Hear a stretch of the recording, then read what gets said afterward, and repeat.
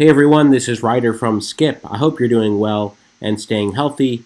It's Thursday, July 16th. I have a very quick video on finance options for you. If you're a small business or a sole proprietor, this video is for you, specifically about the SBA 7A loan program, because this is actually a great program that is not really being talked about. The EIDL and PPP programs have been talked about by everyone, and actually this could be a great option for you. So I'm going to talk about this program, the difference between this program and the EIDL program, and I'm going to get into some of the latest, how to apply and understand if you qualify, and some things to think about if you are a small business that is still wondering, hey, how am I going to get through this?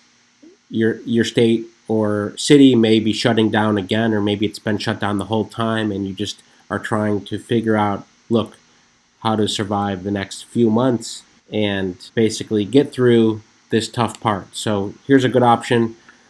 Okay, first, this is from the SBA website, the types of SBA 7A loans. As it says here, the 7A loan program is the SBA's primary program for providing financial assistance to small businesses. The 7A is more typical to going through a private lender, just for getting a loan for working capital, capital expansion, projects, renovations. Basically, when you look for a loan from a private lender, this is another option that has generally favorable terms, generally lower interest rates than you might get through a private lender, and longer terms.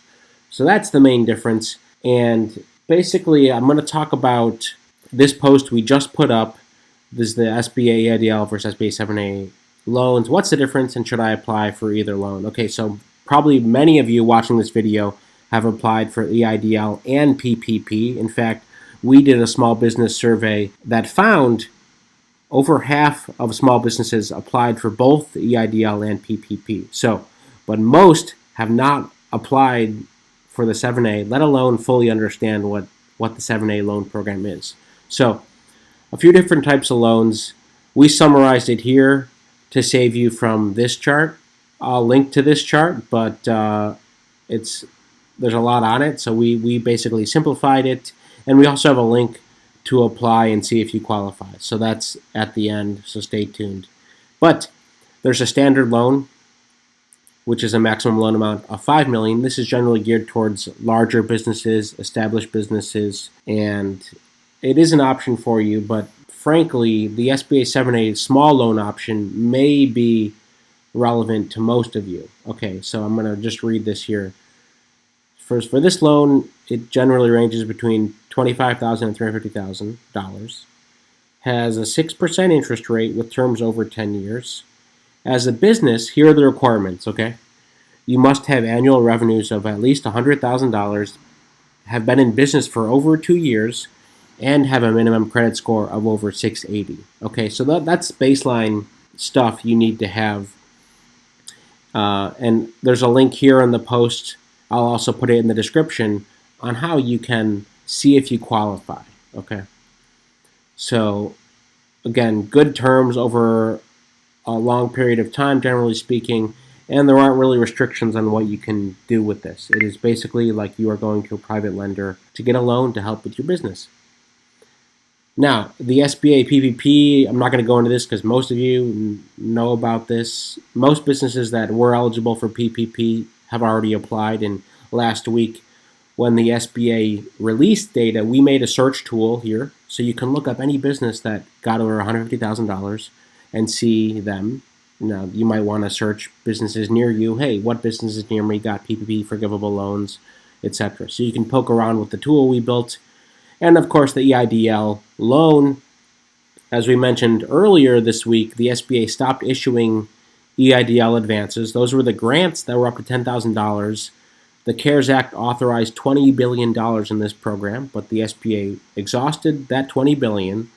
So they're not doing the grants anymore, the $1K per person, but they're still processing EIDL loans. And as we mentioned, as we track on our helloskip.com/loan tracker, you can see how you're doing compared to others, and about half of the people who've applied have received an EIDL loan, and approvals are still being made. Okay. So for the 7A, are you eligible? I already talked about some of the things to look out for. So feel free to take a look at the link above. Also, Fundera is a private lender that they processed many PPP applications, and they can also help with the 7A loan as well. So that's a tip. There are a lot of these fintech companies that many people found out moved faster than your traditional banks, your Bank of America's, Chase, Wells Fargo. A lot of people were disappointed with those big banks because they prioritized the high-paying clients and left out the little guys. So there's a lot of fintech companies. Fundera is just one of them. There's a whole host of them, Cabbage and others, that did a good job, frankly, helping small businesses apply for PPP loans. Similarly, they can help you apply for 7A loans. Okay, we've listed other resources here. I just want to point out one other post for other funding options that you may not know about. So this is one trick to keep an eye out for. For example, Salesforce is offering $10,000 grants. We link to it. GoFundMe is offering grants. Goldman Sachs is offering grants. Facebook offered grants. I think that's still open. So anyway, we've curated a bunch of both private programs and regional programs based on where you are. For example, Zapier, Yahoo, GoDaddy, even Google, instead of giving grants, they're doing a lot of credits for their services. So maybe you found that if you use software or you want to use software, a lot of those companies have made it easier for you to get free software for a certain period of time.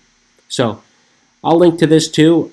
I hope it's helpful. So here's the Fundera page where you can actually see if you qualify, not only for the SBA 7A loan, but there's other lines of credits, equipment financing, invoice factoring, merchant cash advance, multi-year loan term. So there are other loan products available.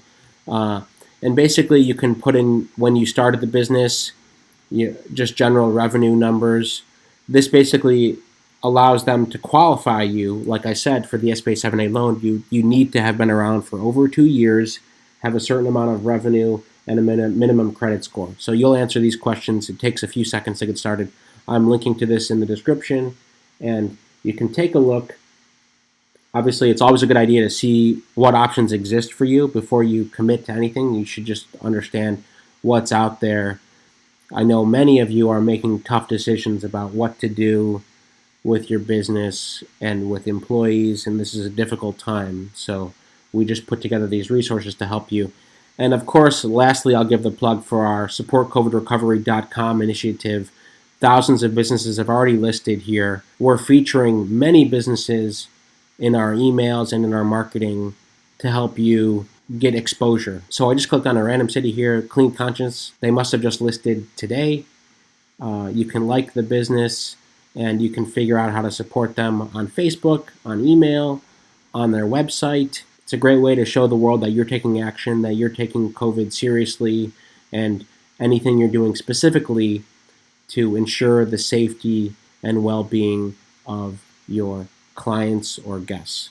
And you can see a lot of these businesses. You can explore your region and list your business too. Just click up here to list your business. Hope this helps. Thanks again for watching and subscribing. As always, it means so much to us to have your support and your feedback.